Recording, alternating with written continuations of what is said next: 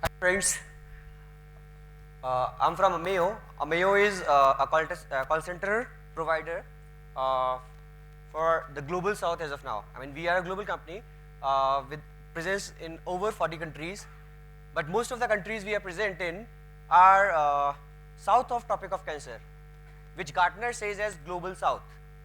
And these share a lot of things which are in common with what we have in India.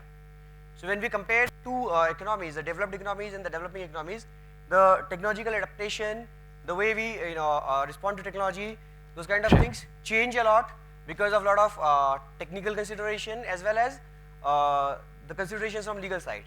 So what I'll try to do here is just quickly go through the Indian context. What are the key considerations? What are the various level of adaptation stages from pure WebRTC standpoint in Indian contact center? I coming from call center industry. We'll be talking about 3 steps which we propose to people so that they can eventually move to a call center stage. WebRTC enabled call center stage with innovative solutions. Briefly coming into the Indian scenario, we have a very fast mobile penetration. Still data is very costly. So we have a bag of things. There are good things and there are bad things. We have a very demographically young generation which are pretty open to experiment. And as a result, we are seeing a lot of app-based economies. The concepts like mobile first, mobile only. So these kind of apps, hyperlocal, marketplace aggregations, those things are coming up big time because of the newer generations. Still, the government rules are not very friendly. As in, we cannot connect a PSTN call with a VoIP call. Now, WebRTC being pure VoIP, this becomes illegal. With a rider, that if I receive a call from a PSTN center, I can give it to my agents on VoIP. So there are a lot of ifs and buts.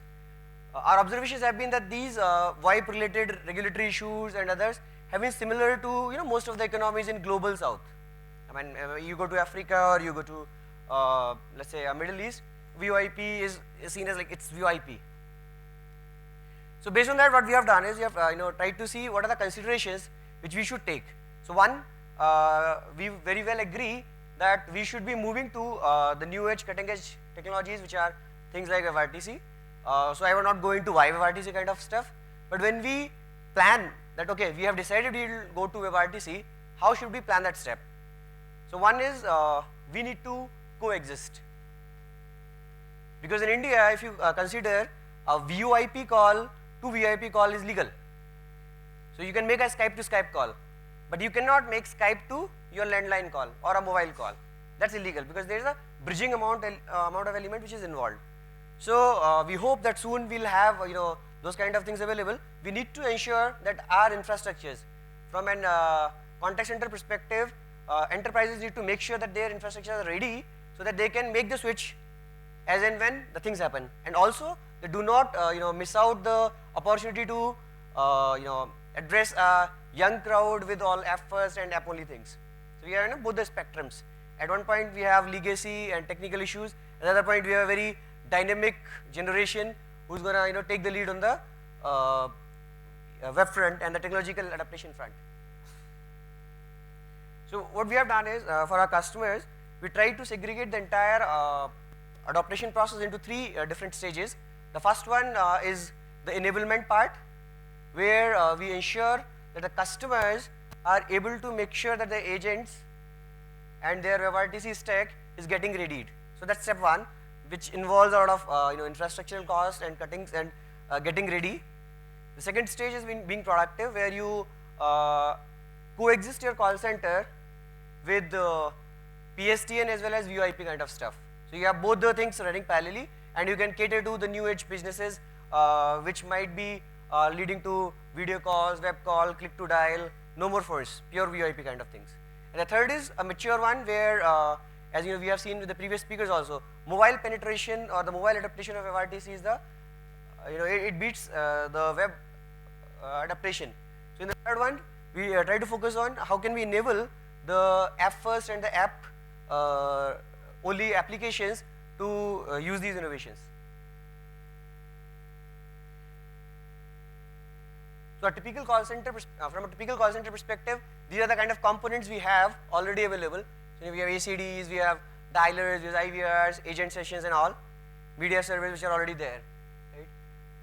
So as a step one, what we propose and what we have done is, we included a new SIP WebRTC gateway. For our cases, we used Asterisk there, which uses WebSocket based SIP communication for signaling, and based on that, we make sure that this piece becomes redundant. The IP phones and the soft phones being used on the agent desk. So, an agent who used to log into multiple devices. So, those who are aware of a call center might be able to appreciate this. An agent has to log into the application software, then the phone, and then there are a lot of issues with mismatch of the phones and the IP phones kind of thing. So, all that moves to something called a unified desktop.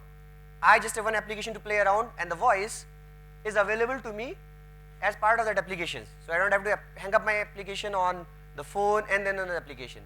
So, what we have seen over here is that since this is an additional server, most of the compliance perspective, the recording, IVR, playing voice prompts, as such does not change much.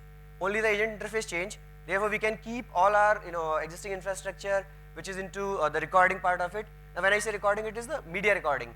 So, for legal and compliance perspective, you need to make sure that all our contact center recordings are available for 7 years kind of thing, right?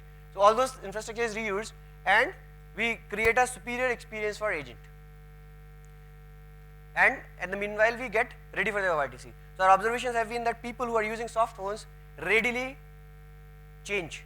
But people who are still using IP phones as a device, a separate physical device, they still have some resistance because of quality issues and just leaving out the infrastructure and use kind of stuff. So we use ALO codec in this ALO codec perspective, so that to avoid extra codec conversion and those kind of stuff, because on the PSTN side we anyway have just ULO G711.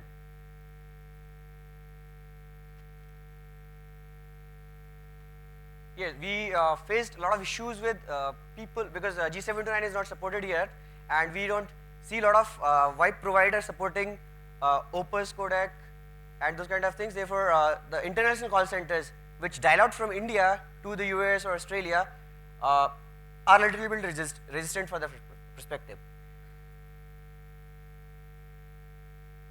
In the second perspective, what we try to do here is, we say that the left side of the customers who are going to come from the PSTN perspective will do the way we have done in step 1. We enable a second set of customers which are pure WebRTC customer, like Skype to Skype call. We try to enable them using a turn server. So we tried out turn server as such, then we tried co-turn and a variant of co-turns from that perspective. So now this call flow to the agent is independent of the WebRTC part of it, the other part of left part of it.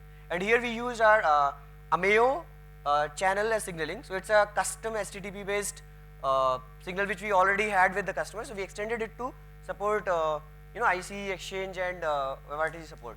Now what is enabled was that my same agent can now actually handle both kind of customers, and the logging part of it will be handled here in the turn server. So that again was a choice we had to make. From a logging perspective, there were multiple options. One was like a typical call center does from Cisco or Avaya, that you record it from the agent side in a distributed fashion and move it around. We chose to do a central recording and have a custom turn server which can actually record the media, and there are commercial servers and standard things available like TalkBox on which we can further integrate with this kind of stuff. But the idea here is that you can the existing contact center can be enabled to start click to dial or video chat with an agent or escalate your web chat to a customer. So we used Opus here and we paid codec.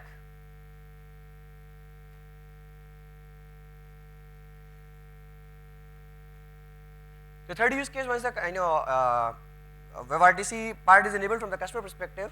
The third one was to cater to people who are doing app first, app ready kind of thing. So we have an Ameyo SDK which supports native integration with WebRTC. Again, it uses Ameyo push and publishers network, which is already available with the existing customers. So we extended that to ensure that agents, the customers on their app can integrate with the call center using this green ones. Rest other three remains the same.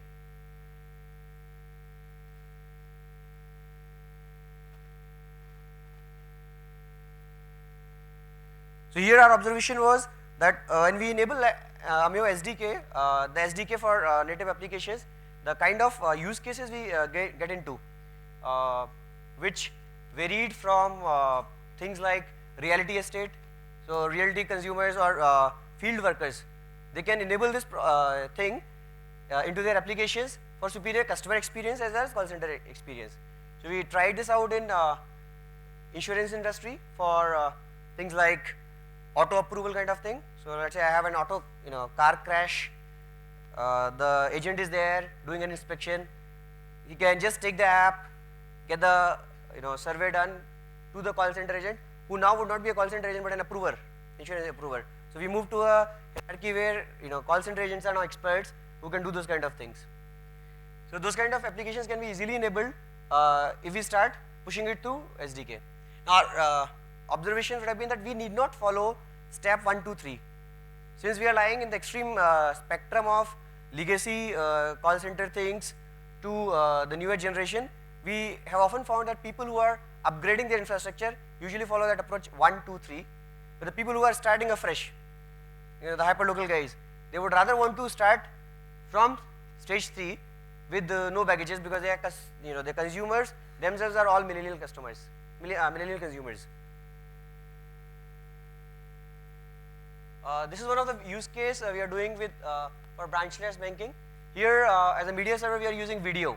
That's a company VIDYO. They are working with Google for VP9 and other codecs. So we are interacting video with WS, their web services connector, and the entire stack on the Ameyo side remains the same.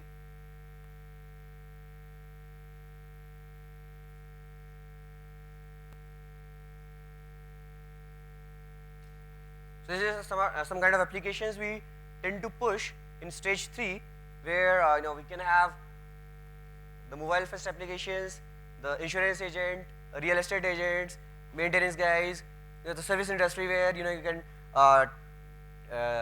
make sure that your video to the agent and get the correct picture, maybe of the real estate or the maintenance part of it or that kind of thing. So I think I'm done.